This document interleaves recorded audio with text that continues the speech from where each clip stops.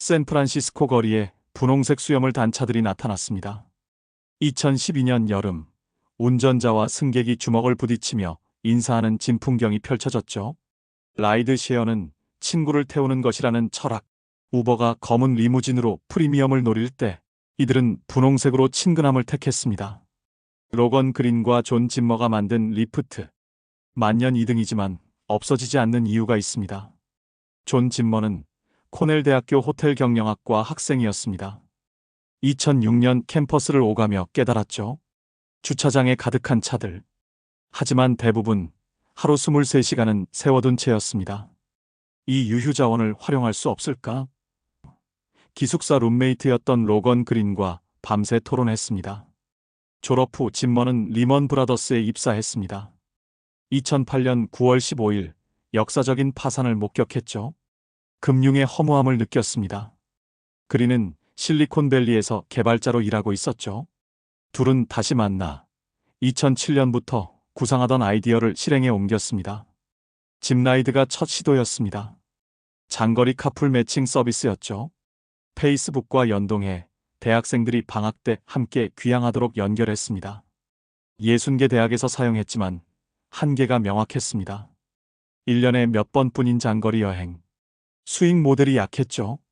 2012년 5월 결정적 순간이 왔습니다. 실리콘밸리의 전설 존 도어가 말했죠. 도심의 단거리에 집중해라. 그게 진짜 시장이다. 안드레센 호로위츠가 600만 달러를 투자하며 조언했습니다. 우버를 이기려면 다르게 가라. 리프트로 피벗했습니다. 리프트가 아닌 리프티. 왜냐하면 우리만의 정체성이 필요했다고 짐머는 설명합니다. 2012년 6월 샌프란시스코에서 서비스를 시작했죠. 우버보다 2년 늦었지만 접근법이 완전히 달랐습니다.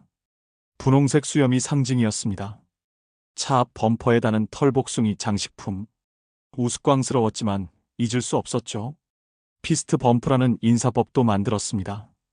악수 대신 주먹을 부딪히는 거죠. 형식적이지 않고 친구 같은 느낌. 가격도 달랐습니다. 도네이션 모델로 시작했죠. 정해진 요금이 없고 승객이 원하는 만큼 내는 방식.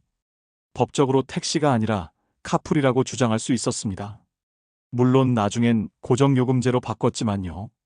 우버와의 전쟁이 즉시 시작됐습니다. 트래비스 칼라닉은 장난감 같은 서비스라고 리프트를 조롱했죠. 우버 직원들이 리프트를 가짜 호출하고 취소하는 공작을 벌였습니다.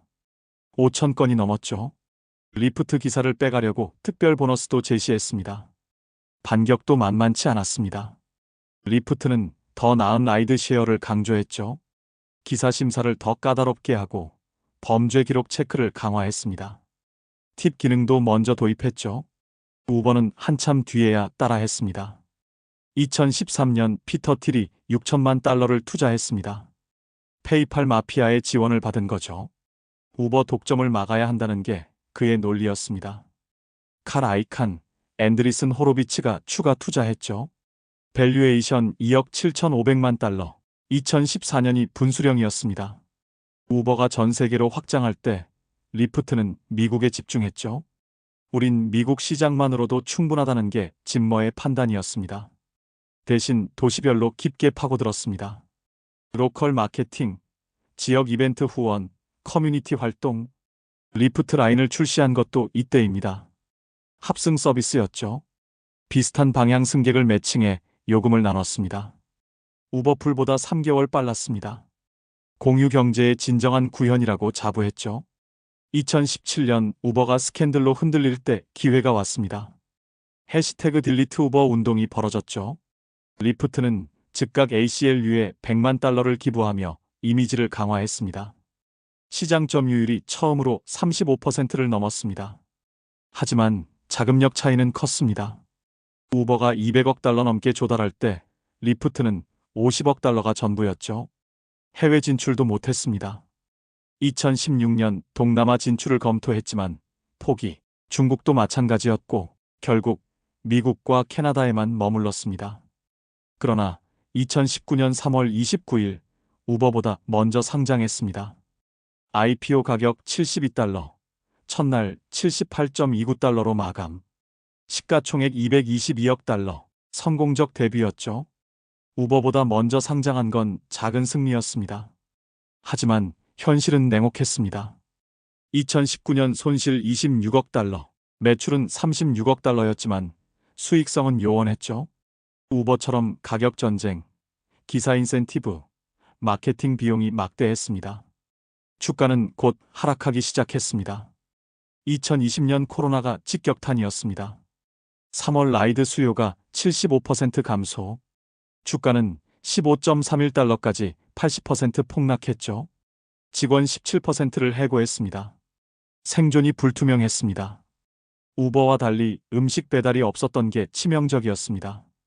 뒤늦게 배달 사업을 검토했지만 너무 늦었죠. 대신 에센셜 워커 수송, 백신 접종센터 이동 지원 같은 공익 서비스에 집중했습니다. 2021년 자율주행 부문을 토요타에 5억 5천만 달러에 매각했습니다. 우버와 달리 일찌감치 손을 뗀 거죠. 우린 플랫폼 회사다. 기술 개발은 남에게 맡기자는 현실적 선택이었습니다.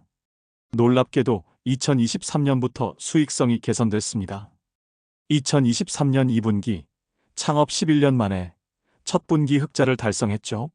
조정 EBITDA 4,100만 달러, 작지만 의미 있는 성과였습니다. 비용 절감과 가격 인상이 효과를 봤습니다. 2024년 12월 31일 기준 주가 18달러, 시가총액 72억 달러, 우버의 5.5%에 불과하죠. 2024년 매출 47억 달러, 순손실 3억 4천만 달러. 아직 연간 적자지만 크게 개선됐습니다. 활성 라이더 2170만 명, 분기 라이드 1억 8,800만 건, 미국 시장 점유율 28%로 견고한 2위입니다. 특히 샌프란시스코, 포틀랜드 같은 진보적 도시에서 강세죠. 2025년 상반기 모멘텀도 좋습니다. 1분기 매출 12억 8천만 달러로 전년 대비 22% 성장. 2분기는 13억 3천만 달러로 17% 성장. 조정 EBITDA 마진이 처음으로 5%를 넘었습니다. 리프트가 살아남은 비결은 뭘까요? 차별화된 문화가 핵심입니다. 여성 기사 비율 30%, 기사 만족도 4.8점, 착한 라이드 쉐어라는 이미지가 고정 고객을 만들었죠. 비용 구조도 효율적입니다. 해외 진출 안에서 손실이 적고 자율주행 투자 안에서 돈이 안 셉니다. 배달 사업도 안 하니 집중력이 높죠. 선택과 집중의 교과서적 사례입니다. 주요 혁신도 있었습니다. 웨이트 앤 세이브, 리프트 핑크, 리프트 럭스, 작지만 의미 있는 차별화들이죠. 최근엔 미디어 사업도 시작했습니다. 차량 내 태블릿으로 광고를 보여주는 거죠. 훌루, 디즈니와 파트너십을 맺었습니다. 라이드당 추가 수익 0.5달러. 작지만 마진 개선에 도움이 됩니다. 데이비드 리셔 CEO가 2023년 부임 후 변화가 뚜렷합니다. 수익성 있는 성장이 새 모토죠. 무리한 확장보다 기존 시장 수익성 개선, 프로모션 줄이고 가격 올리기. 주주들이 환영하고 있습니다. 경쟁 환경도 안정화됐습니다. 우버와 리프트 모두 가격 전쟁을 멈췄죠. 듀오폴리가 정착됐습니다. 신규 진입도 사실상 불가능. 막대한 초기 투자가 필요하니까요. 안정적 산업이 된 겁니다. 투자 관점에서 리프트는 턴어라운드 스토리입니다. 2022년 최저 11달러에서 18달러로 64% 상승. 하지만 IPO 가격 72달러엔 한참 못 미치죠. 리스크도 명확하여 앞으로가 관건입니다. 자율주행 시대가 오면 준비 중인 우버와 달리 리프트는 백지 상태죠. 경기 침체에도 선택적 소비인 라이드쉐어가 먼저 타격받습니다. 규제 리스크도 여전합니다. 하지만 리프트는 사라지지 않을 겁니다. 콜라가 있으면 펩시가 있듯 우버가 있으면 리프트가 필요하죠. 독점은 위험하니까요. 30% 점유율이면 충분합니다. 작지만 수익 나는 회사. 그게 목표입니다. 분홍 수염은 이제 사라졌습니다. 유치하다는 평가 때문이죠. 하지만 그 정신은 남아 있습니다. 친근하고 안전하고 착한 라이드 쉐어. 2등이지만 2등만의 생존법이 있습니다. 짐머는 여전히 회장으로 남아 있습니다. 그는 말하죠. 우버를 이기려 하지 않는다. 우리만의 길을 간다. 영원한 2등. 어쩌면 그게 전략일지도 모릅니다.